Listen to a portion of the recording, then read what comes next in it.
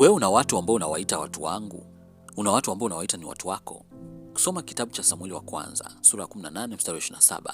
Basi Daudi akainuka, akaenda yeye na watu wake, akaua katika Wafilisti watu 200, na Daudi akazileta govi zao, wakampa mfalme hesabu kamili, ili awe mkwewe mfalme, naye Sauli akamuoza Mikali binti yake. Ilimhitaji Daudi peke yake kumuua Goliati, na huu ulikuwa mwanzo wa kutambulika kwake kama shujaa wa vita.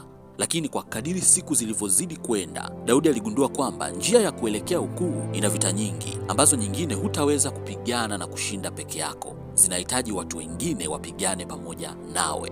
Zinahitaji watu wengine wapigane pamoja naye. Ndipo alipoanza kuinua na kuwajenga watu wengine walio hodari kama yeye ili wapigane vita pamoja naye. Najua kuna vita ulizishinda peke yako huko nyuma, lakini kumbuka safari ya ukuu wako ina vita nyingi sana, na kwenye vita zinazokuja utahitaji kuwa na watu wengine wanaopigana pamoja nawe. Lazima ujifunze kuwainua watu, kuwaamini watu, kuwafundisha watu, kuwalea watu kwa kiwango ambacho utaweza kuwaita watu wangu. Hawa watu wawe hodari kama ulivyo hodari. Waamini kile unachokiamini, watende kwa ubora unaotenda, kiasi cha kufananishwa na wewe na kutambulikana kama watu wako. Usidharau watu. Watu ni mtaji, unawahitaji kwenye kambi yako ya ushindi. Usije ukawa mjinga kiasi cha kudhani kwamba eti kwa sababu ulifanikiwa kumuua Goliati peke yako, basi utafanikiwa kwenye kila kitu ukiwa peke yako. Utawahitaji watu. Hawa watu lazima uwafunze na uwageuze kutoka kuwa watu mpaka kuwa watu wako.